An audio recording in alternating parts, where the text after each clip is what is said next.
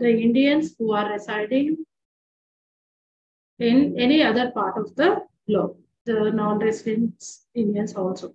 So here, generally the individuals are being charged under the Official Secrets Act intentionally or unintentionally if an individual is in communication with a foreign agent or intended to communicate or passes over any information to an individual, any information that if passing over that information, if that is going to threaten the security of the state or friendly relations with foreign states, or it is something it affects the national security, etc. In all those cases, the people are charged. Even there are journalists who are also being imprisoned for for attempting to share that information, or the individuals are charged for holding certain information that the government considers as a sensitive information, and if that is disclosed to others, or if the information is publicly available, then that might threaten the national security. So even the journalists, whatever the information that even available in the public domains, if even that information is holding by a journalist or any other person, they can be charged under the Official Secrets Act of 1923. The act is now repealed, but again, there are certain IPC sections. Under the IPC sections, people will be charged. So here we have a right to, the Official Secrets Act that was enacted in 1923. It is applicable to whole country, and it also applies to the public servants who are working in the government organizations. That can be a navy, that can be armed forces, or governments, or maybe working in ministries, etc. So they are the one who are holding certain kind of information that we consider it as a sensitive information. So this act is extends to whole country, and it also applies to the servants of the government and also citizens of India who are living outside India. So the act is applicable to the Indian citizens, those who are working in the government organizations. Along with that, it is also applicable to the citizens of this country who are living outside India. This act states that one cannot approach or inspect or even pass over a prohibited place or a government site. So generally you can, when you observe in certain areas like military or any other area, it is prohibited or to enter into those kind of areas. So individuals, if they pass over to in those kind of areas also, people can be charged under the Official Secrets Act. So here, helping the enemy state, it can be a foreign state in any manner, can be in the form of communicating a sketch, a plan, or a model of an official secret or of official passwords or official codes to the enemy is a punishable crime under the Official Secrets Act. So the Act prohibits the disclosure of any kind of information that is likely to affect the sovereignty, unity, and integrity of the country, the security of the state, and the friendly relations with a foreign state. So the Act prohibits us to disclose any kind of information that is likely to affect the nation, its security, its integrity, its sovereignty, and its friendly relations with foreign state. So unintentionally or intentionally, if anyone is believed that a person is in communication with a foreign agent, in those kind of cases also individuals can be charged under the Official Secrets Act, and it is a punishable offense. In India, the Section 3 of the Official Secrets Act that prevents pre-reporting also. So media persons, as we speak about that we have freedom of speech and expression. Yes, of course, we have freedom of speech and expression, but the freedom of speech and expression does not mean that we can communicate whatever we want with individuals. So the disclosure of any information or reporting of any information, if that is going to threaten the unity, integrity, and sovereignty of the country, its friendly relations with foreign states or it endangers the national security. In all those kind of cases, even the journalists also can be charged under the Official Secrets Act. So the law and authorities do not recognize the fact that it may be in the public interest to publish certain information released to the government. So the law, according to the Official Secrets Act, even though we have public interest that the media wants to make that information available for the public in the interest of the public, but how it is going to affect the nation. If that is intended to endanger the national security or may tend to endanger the security of the state, in all kinds of cases, people can be charged under the Official Secrets Act. So the act is prescribes the Official Secrets Act prescribes punishment with imprisonment up to 5 years or fine or with both for a person who voluntarily receives or communicates any official secrets. Even though you are voluntarily receiving any kind of information from a foreign agent or maybe from a government official, that is something considered as a official secret or a sensitive information, even though voluntarily or involuntary or maybe wantedly, unwantedly, if you receive any kind of information, then you will be charged under the Official Secrets Act. So there is a clash between the right to know, right to information, and public interest. And the public has right to know, as you already know. We, as a citizens of this country, we have the right to know what is happening throughout the globe, or the functioning of the government or government authorities or private authorities, what is happening in the governments, etc. That we have a right to know. But again, just now I said, under the Right to Information Act, disclosure of certain information is exempted to in providing under the Denied Act. So that might endanger the national security if the information is publicly available. So if that kind of information, what we consider as sensitive information, that cannot be disclosed even to the RTA applicant. So there is a clash between the right to know, right to information, and public interest. But on the whole, as a citizen in this country or the government officials, all of us have a responsibility towards the nation, and any information, disclosure of that information, if it is going to endanger the national security or its relations, friendly relations with foreign state, or if it hampers the working of any government institution, it can be either Navy or it can be intelligence department or it can be armed forces, etc. So in all kinds of cases, we can be punished under the Official Secrets Act. According to the Official Secrets Act, official secret is defined as a piece of confidential information that is important for the national security and it should be protected.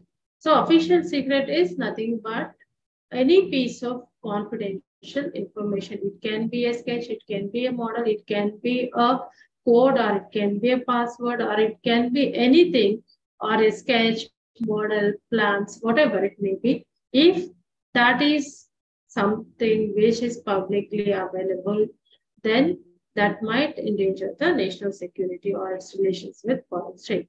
So official secrets are nothing but a piece of confidential information that is important for the national security of our country, and that should be protected. And under the Official Secrets Act, the information relates to the government is classified under two categories. One is classified information, the other one is non-classified information. And classified information is something which we consider as the sensitive information. Okay, so classified documents and information. Classified information is any material that a government organization or any body that claims is as a sensitive information and that requires protection of confidentiality, integrity, and availability. So the confidential information, it is relates to the government, etc., that has to be protected. And for classified information, access to the information is restricted or denied by the law. Generally, a security clearance is required to access to the classified information as that is protected. So, a security clearance is required to handle or access to the information, or it can be a document or it can be any other classified data. And the clearance is nothing but a person has to provide a satisfactory background to access to that information. So here, the classified information is again what we are speaking about is a sensitive information. So the sensitive information of the government is again classified into four categories. The first one is top secret, second is secret, then classified and restricted. These are the four categories of information the government will be categorizing the sensitive information. So here, the top secret is the highest level of classified information which dangerous to the national security if it is publicly available. And the information includes references to present or future military operations, intending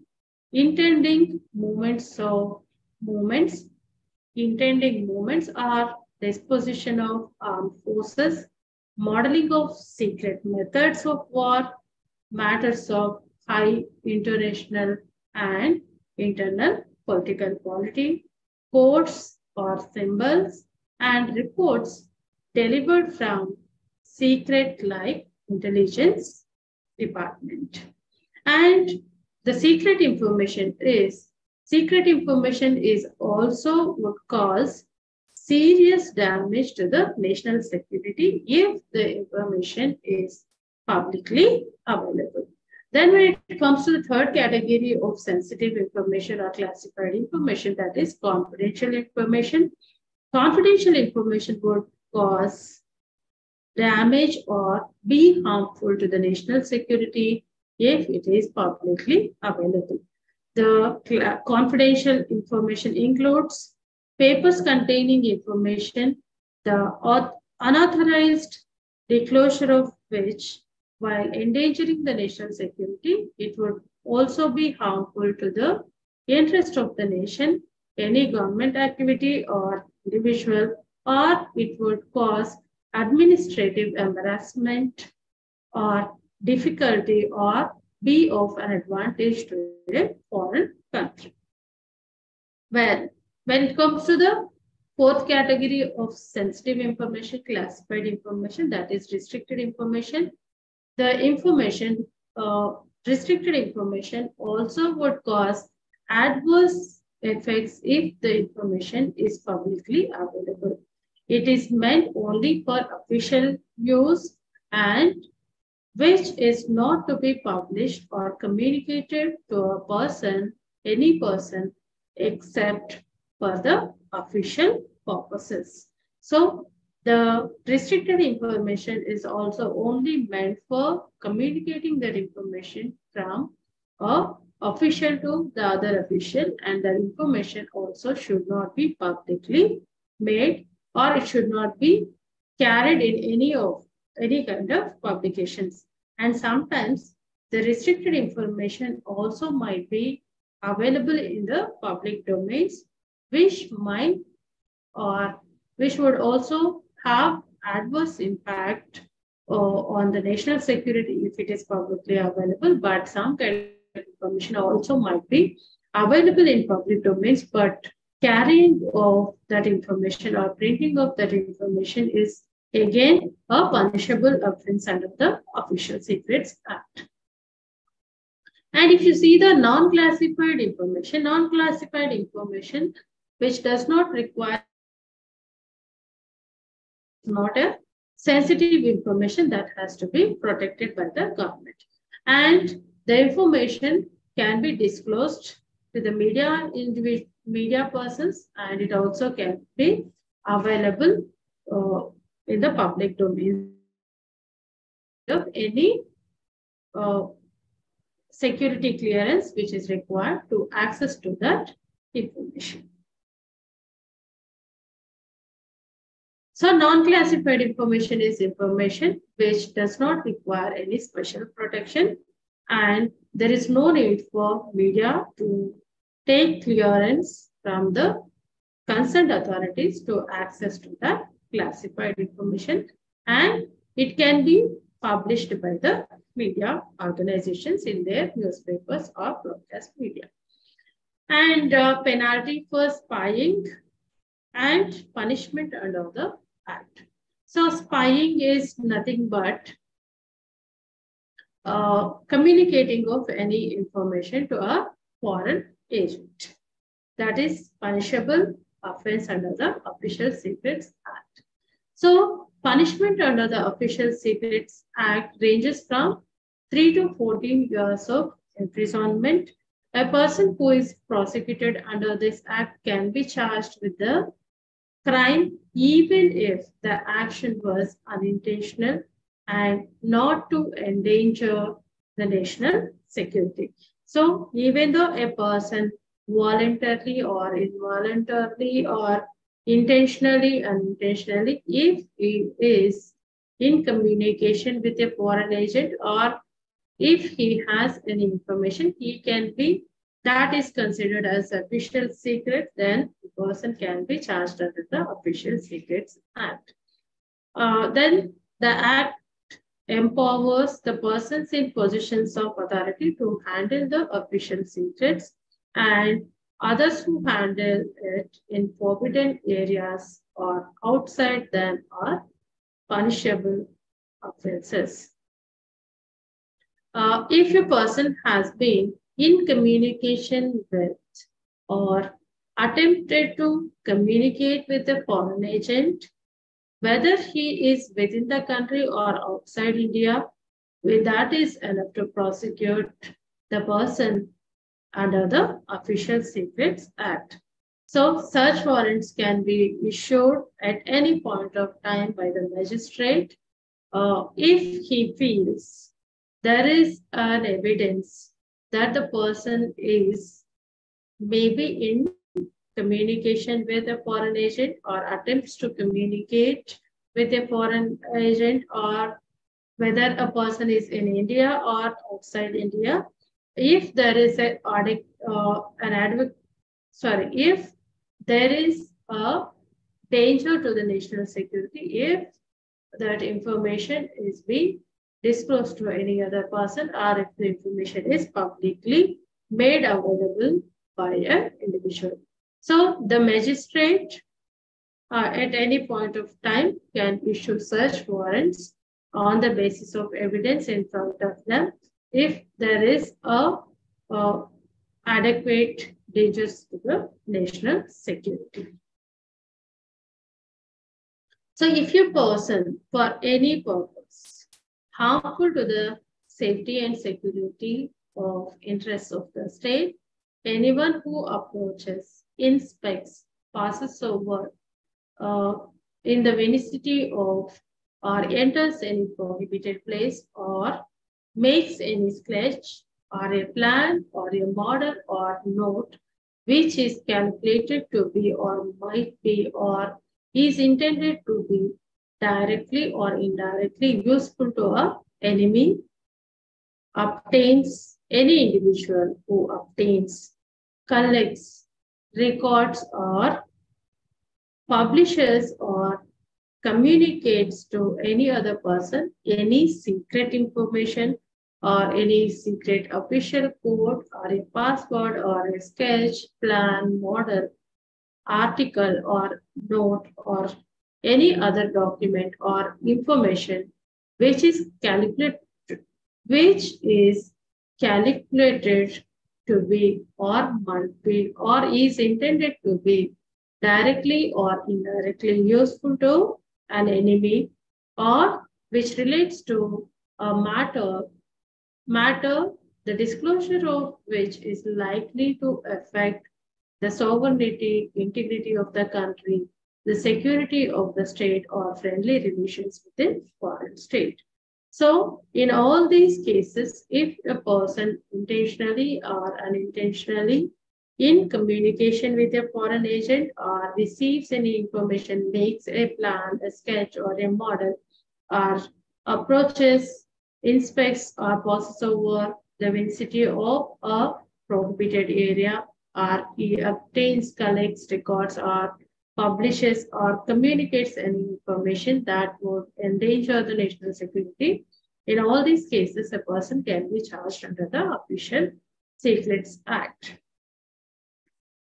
And a person can be punishable with a imprisonment for a term of 40 years if the information relates to the defense, naval, military, air force establishment or station, mine, minefield, factory, dockyard, ship or aircraft. Otherwise, in relation to the naval, military, air force affairs of government or in relation to any secret official code.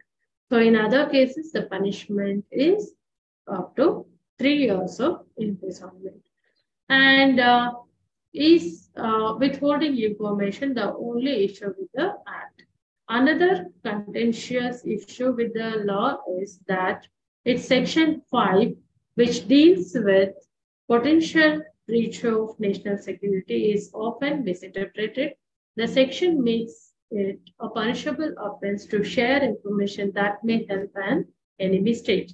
The section comes in handy for booking journalists when they publish any information that may cause embarrassment to the government or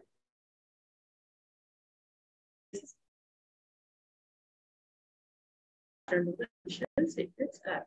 If you see the first case where the journalist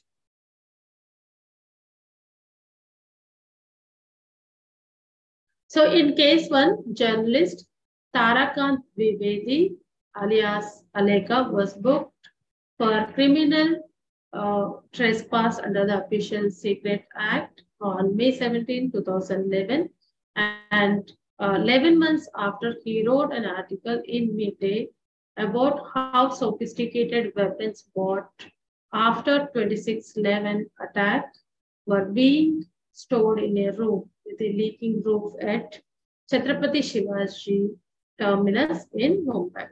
An RTI query later revealed that Armory Aleka visited was not a prohibited area and the Bombay court subsequently dismissed the case. And in the second case, Kashmir-based journalist Iftikhar Gilani was arrested in 2002 under the Official Secrets Act for withholding or having a document from the internet, from downloading a document from the internet and holding that document. After spending 7 months in jail, he was discharged by the court, saying that whatever the information he was holding or downloaded is publicly available. In another case, Shantanu Shaika, a journalist Shantanu Saikia, who wrote an article in Financial Express on the basis of a leaked cabinet note. The Delhi High Court in 2009 ruled that publishing a document merely labeled as secret shall not render the journalist liable under the Official Secrets Act. So this is about your Official Secrets Act that was enacted in 1923 in our country. I will stop sharing this document and move on to the other section. When anyone asks you to write about the Official Secrets Act, then you have to mention that the act was enacted in 1923 and the government classifies two kinds of the information, the government related information as classified information and non-classified information. And access to the classified information is restricted by the government under the Official Secrets Act, and non-classified information is not considered as a sensitive information, and access to the information is not restricted by law. And journalists are having a right to access to the information that is not considered as a classified information. And classified information is again classified into 4 categories: top secret, secret, restricted, on, and confidential information. So access to the classified information is restricted by law, and if you want to access to the classified information, that we consider as a sensitive information, and if the information publicly available, that might endanger the national security, friendly relations with foreign state, or it might affect the sovereignty and integrity of the country and security of the state. But if you want to access to the classified information, what we consider as sensitive information, a security clearance is required to access to that information. And media persons or any other individuals, if they want to access to the classified information, general security clearance is required. That is nothing but you have to provide a satisfactory background to access to the information. And non-classified information is not considered as a sensitive information. Access to the information is not restricted by law. Okay. We'll move on and discuss about the right to privacy. So in the previous classes, we have discussed that right to privacy is also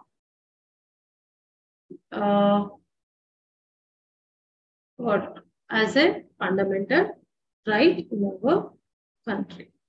So here, there is no need to discuss all that information, I think. There is a right to privacy passed by the parliament. If that is going to be passed by the parliament, then the right to privacy of every individual in this country is protected by law. We have of 2011.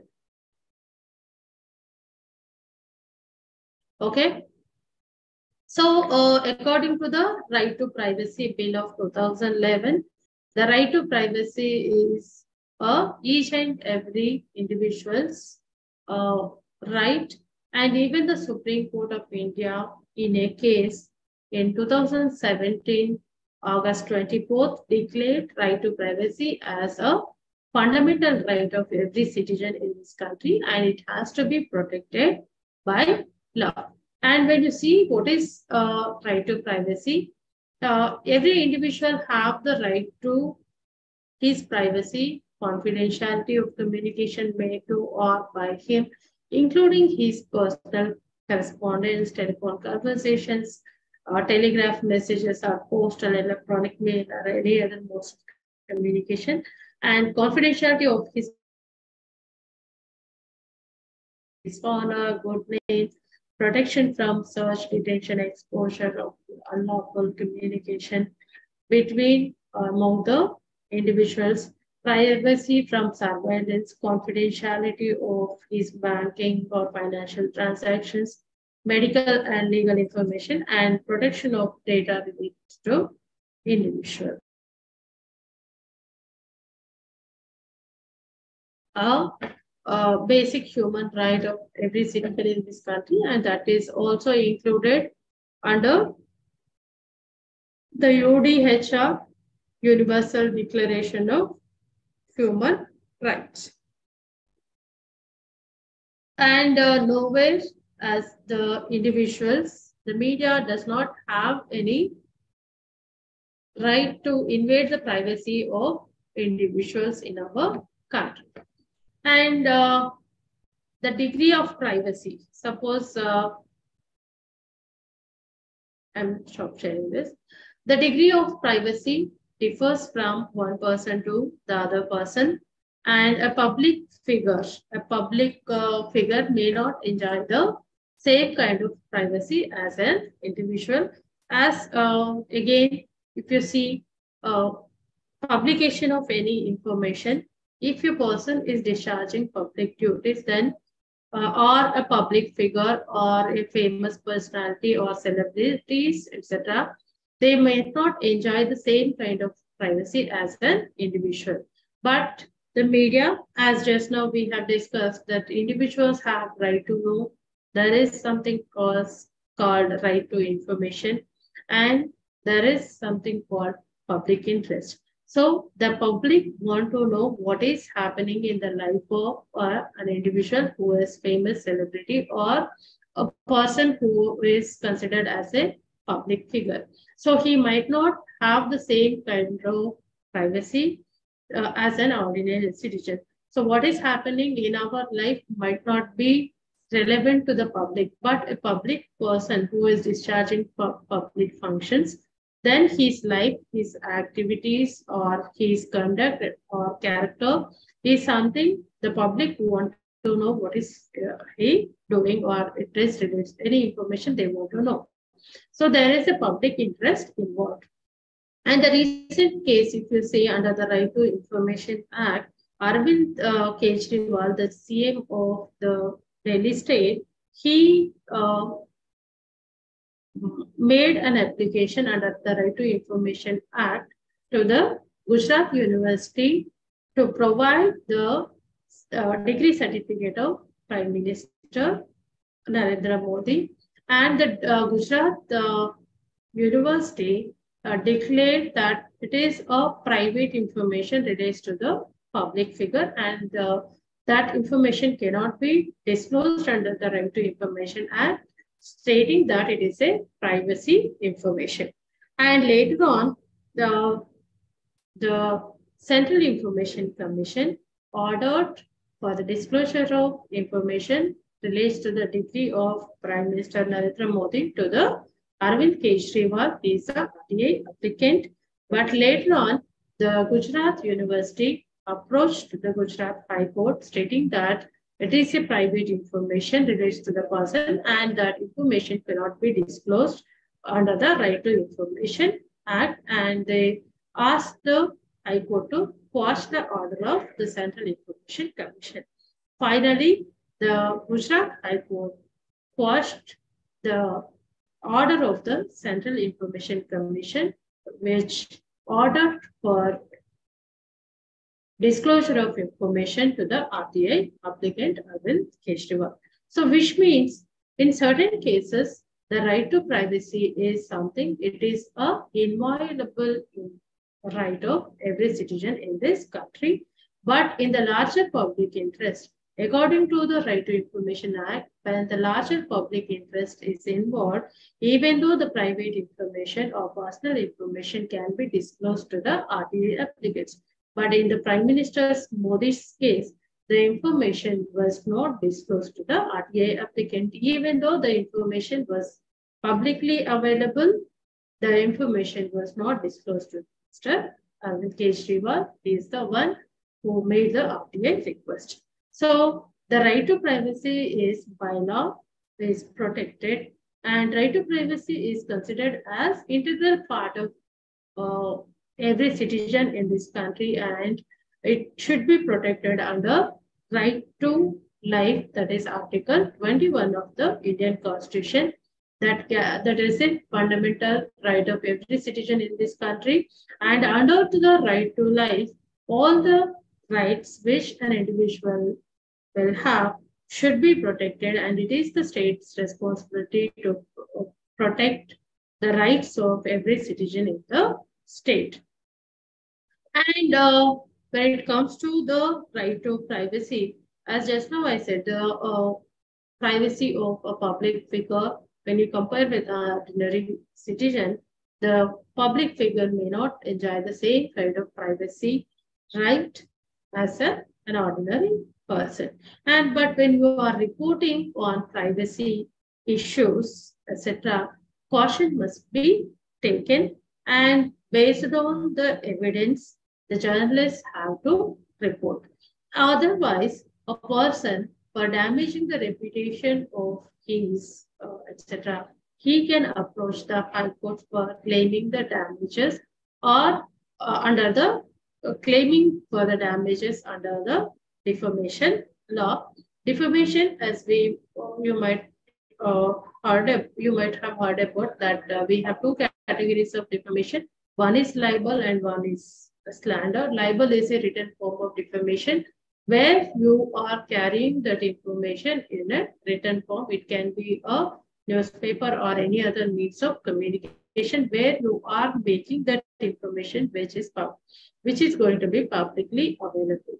So in these cases, the personalities may approach the High Court for defaming their reputation, or an organization also can approach for defaming their reputation by the media houses. They can approach the High Court. But here, again, if a public figure discloses any private information on his own publicly, then the same can be carried in the media. It can be a newspaper or it can be a broadcast media. And when it comes to the interviews, when the interviews are conducted with the public figures, then if on their own if they disclose any information relates to them, their correspondence or sexuality, or it can be their private affairs or their conduct, their functioning or anything, then that will not amount to violation of the right to privacy. But when you are reporting on privacy issues of a public figure, you must be very careful when you are reporting on the family or other members of the public figure, etc. Then again, caution must be taken, because every individual, the other family members also have their own right to privacy. And when you are reporting on the other individuals of the family members of the celebrity, etc., you have to take the right to privacy of the other individuals also into account, and you have to publish the information. And when you are speaking about the right to privacy of the victims or the persons who we call them as the suspects or the criminals, etc.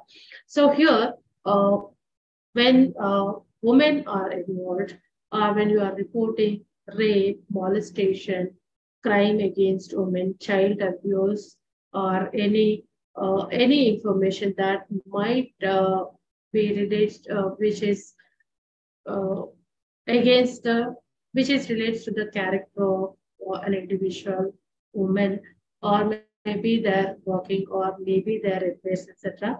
You have to caution must be taken by reporting all these issues, and the names of these victims, the photographs, or any information relates to them.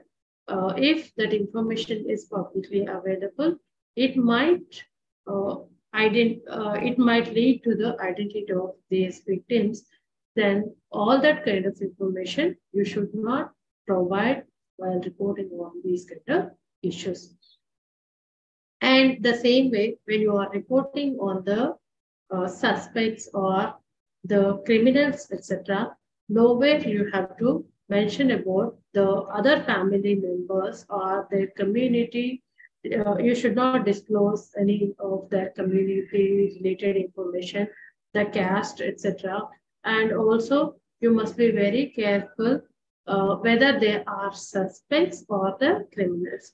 Suspects, if they are suspects, then it might also cause a social embarrassment to the other family members. So in all those kind of cases, you must be very careful in reporting these issues.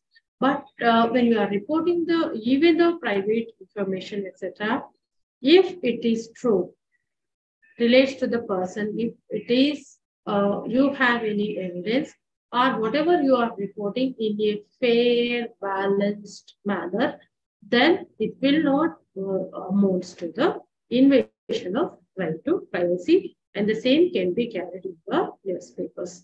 And if you see, for example, in one case where N.D. Tiwari, at that time, he was the governor of the state, United Andhra Pradesh state. He was the governor, and he was uh, having an affair, and he was with some women in Raj Bhavan, and that was caught in the sting operation by Andhra Jyoti channel. So, which means when the larger public interest is involved, there is a need to know each and every uh, information to be brought to the attention of the public. So, because he is discharging a responsible, his duty as a governor of the state, and his conduct, his work, his affairs, everything has to be brought to the attention of the public. There is in the larger public interest, the sting operation was conducted by that channel, and later on, the N.D. Tiwari, the governor, was suspended from the president. So, which means when the larger public interest is involved, then you have to weigh the larger public interest and the right to privacy, and you have to, if there is a need to provide the information in the larger public interest, and if it is substantially true and the information is verified, and then it is presented in a balanced, fair, accurate and objective way, then it will not fall under the invasion of right to privacy. Okay. Tomorrow we will have a class at same time around 12 o'clock. I will join the session. We'll discuss some more laws, what you have in your syllabus. Thank you. I'm leaving the session.